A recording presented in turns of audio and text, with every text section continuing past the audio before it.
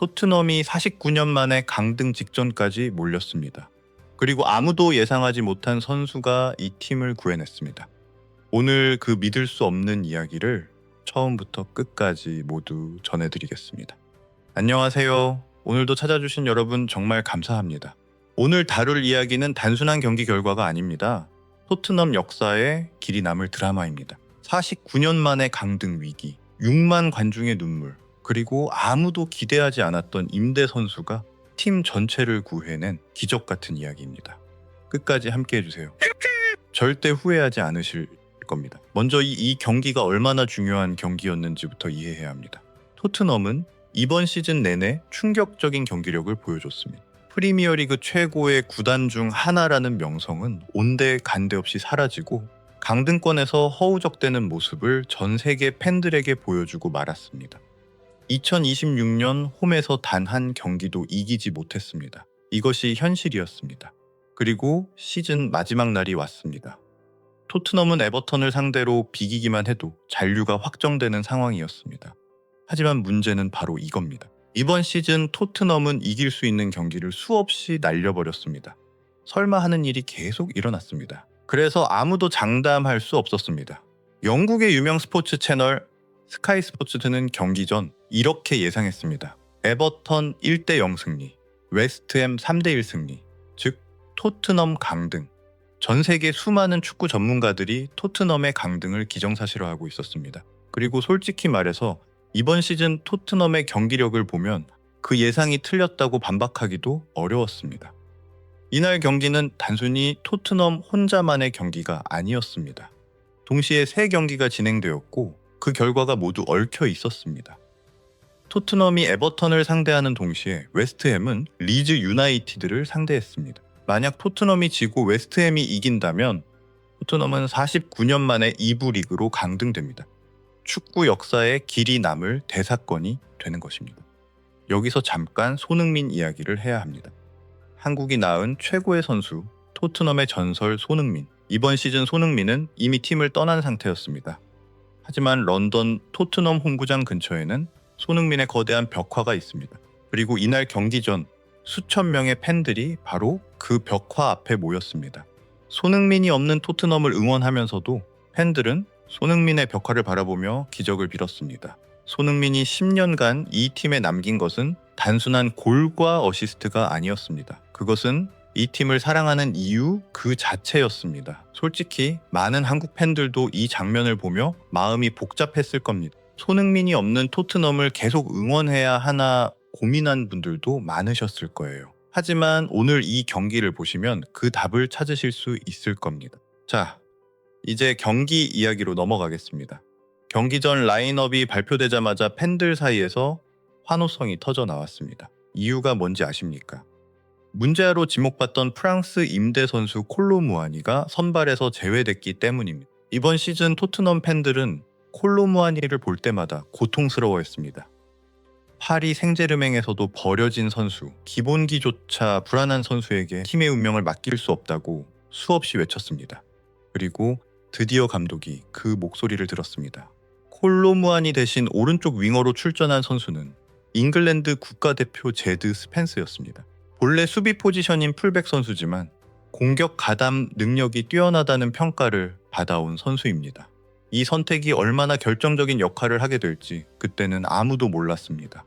경기 전 분위기는 이미 전쟁터 같았습니다. 강등 위기의 경기인데도 마치 리그 우승 결정전을 방불케 하는 열기였습니다. 6만 명의 관중이 경기장을 가득 채웠고 선수들이 입장하는 순간부터 귀가 찢어질 듯한 함성이 터져 나왔습니다. 이 장면을 보며 많은 분들이 이렇게 생각하셨을 겁니다. 역시 축구는 이 맛이지.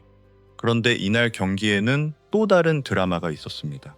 바로 아르헨티나 국적의 주장 크리스티안 로메로 이야기입니다. 로메로는 부상으로 이탈한 상황에서 팀의 운명이 걸린 이 경기를 앞두고 아르헨티나 대표팀 차출을 이유로 런던을 떠났습니다. 팬들의 분노는 하늘을 찔렀습니다.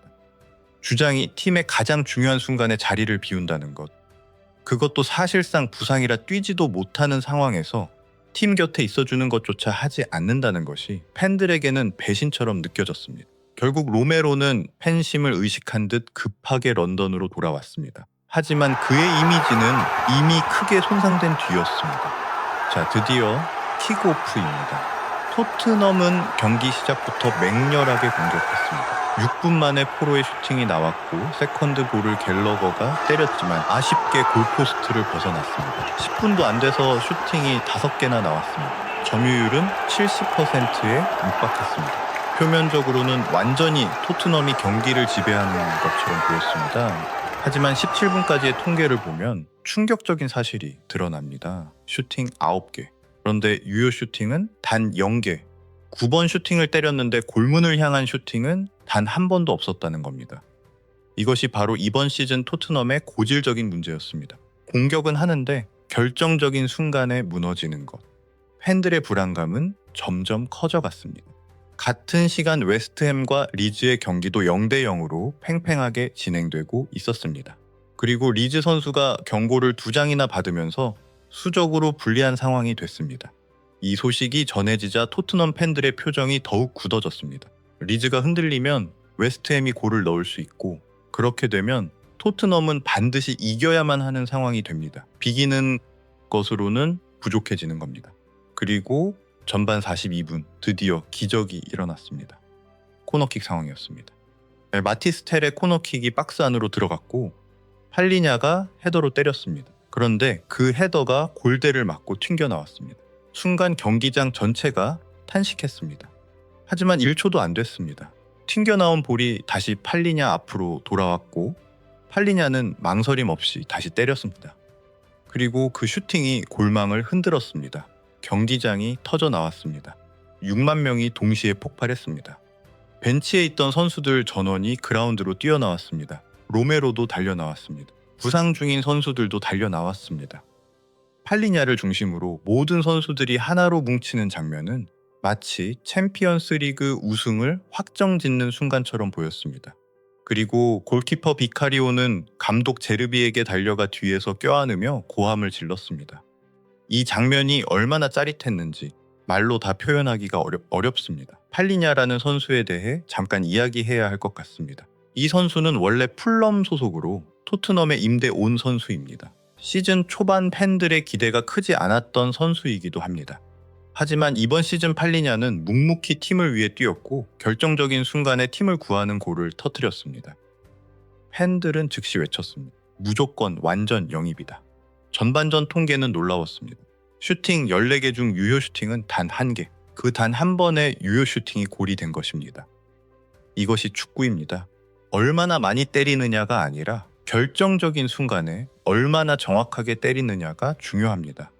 하프타임이 끝나고 후반전이 시작됐습니다.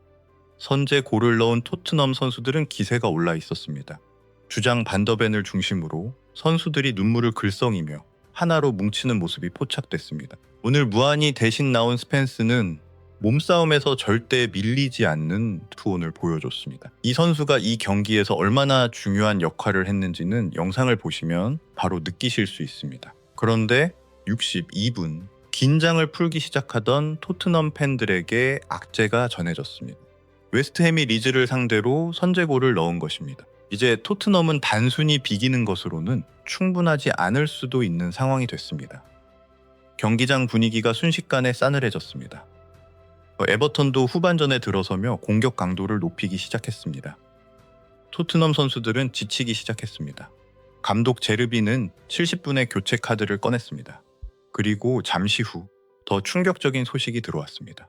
웨스트햄이 2번째 골을 넣은 것입니다. 이제 웨스트햄이 이기고 있는 상황이 됐고 토트넘이 에버턴에게 골을 허용한다면 강등이 현실이 됩니다. 경기장은 극도의 긴장감으로 가득 찼습니다. 팬들은 손에 땀을 쥐고 경기를 지켜봤습니다. 선수들도 마찬가지였습니다. 80분 제임스 메디슨이 투입됐습니다. 팬들은 환호했습니다. 아치 그레이도 들어왔습니다. 남은 10분 토트넘은 사력을 다해 수비했습니다. 에버턴의 공격을 막고 또 막았습니다. 선수들은 그라운드에 몸을 던졌습니다. 관중들은 숨을 참으며 지켜봤습니다. 시간이 정말 더디게 흘렀습니다. 그리고 마침내 심판의 호각 소리가 울렸습니다. 1대 0 토트넘의 승리, 잔류 확정. 경기장이 폭발했습니다. 6만 명이 동시에 뛰어오르고 울고 소리를 질렀습니다. 선수들은 서로 끌어안으며 눈물을 흘렸습니다. 49년 만에 강등 위기에서 극적으로 살아남은 것입니다. 이 장면을 보며 많은 분들이 눈물을 흘리셨을 겁니다. 저도 솔직히 말씀드리면 눈물이 날 것 같았습니다. 자, 이제 이 경기에서 진짜 영웅이 누구였는지 정리해 드리겠습니다. 첫 번째는 팔리냐입니다. 임대 선수, 큰 기대를 받지 못했던 선수. 하지만 이 경기에서 14개의 슈팅 중 유일한 유효 슈팅이자 결승골을 터트린 선수. 팬들이 무조건 완전 영입을 외치는 선수가 됐습니다. 두 번째는 제드 스펜스입니다. 수비수 출신이지만 오른쪽 윙어로 나와 에버턴 수비를 붕괴시킨 선수. 오늘 그의 활약이 없었다면 토트넘의 공격은 더욱 무기력했을 것입니다. 세 번째는 감독 앙제 포스테코글루가 아닌 새로운 감독 제르비입니다. 선수들의 신뢰를 빠르게 얻고 팀을 하나로 뭉친 그의 리더십이 없었다면 이 기적은 없었을 겁니다. 댓글에서도 수많은 분들이 외쳤습니다. 데제르비는 진짜 명장이다. 그런데 이 경기를 보면서 저는 계속 한 가지 생각이 머릿속을 떠나지 않았습니다. 손흥민이었습니다. 손흥민이 없는 토트넘. 처음에는 많은 팬들이 이 말을 받아들이기 힘들었습니다. 10년간 이 팀의 심장이었던 선수가 없는 토트넘을 어떻게 응원해야 할지 모르는 분들도 많으셨을 겁니다. 하지만 오늘 경기장 앞에서 손흥민의 벽화를 바라보며 기적을 빌던 수천 명의 팬들을 보면서 느꼈습니다. 손흥민이 토트넘에 남긴 것은 사라지지 않습니다. 그 선수가 없어도 그 선수가 심어준 팀에 대한 사랑은 여전히 이 팀을 지탱하고 있습니다. 그런데 이 손흥민이 10년 동안 이 팀에서 뛰며 쌓은 것들, 팬들과 함께 웃고 울었던 기억들, 그 모든 것이 오늘 이 기적의 배경이 됐다고 저는 생각합니다.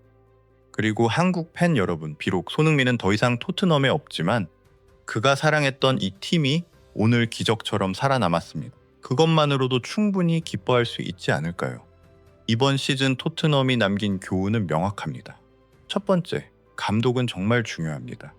이번 시즌 토트넘이 강등 위기까지 몰린 것도 감독의 문제였고 극적으로 살아남은 것도 감독 교체 이후의 변화 덕분이었습니다. 국가대표팀을 운영하는 분들도 이 교훈을 꼭 기억하셨으면 합니다. 두 번째, 이름값이 전부가 아닙니다. 오늘 팀을 구한 선수들은 슈퍼스타가 아니었습니다. 임대 선수, 서브 선수들이 팀의 가장 중요한 순간에 나서서 기적을 만들었습니다. 세 번째, 축구는 끝날 때까지 끝난 게 아닙니다. 스카이 스포츠가 토트넘 강등을 예상했습니다. 많은 전문가들이 그렇게 봤습니다. 하지만 경기는 그라운드에서 결정됩니다. 다음 시즌 토트넘은 어떤 모습을 보여줄까요? 제르비 감독이 이끄는 새로운 토트넘이 과연 다시 유럽 무대에서 당당히 경쟁할 수 있을까요? 팔리냐를 완전 영입할 수 있을까요? 그리고 혹시 언젠가 손흥민이 다시 이 팀으로 돌아오는 날이 올까요? 여러분의 생각을 댓글로 꼭 남겨주세요. 저도 정말 궁금합니다. 오늘 영상이 도움이 됐다면 좋아요와 구독 부탁드립니다. 여러분의 응원이 이 채널을 계속 움직이는 힘입니다. 다음 영상에서 또 만나겠습니다. 감사합니다.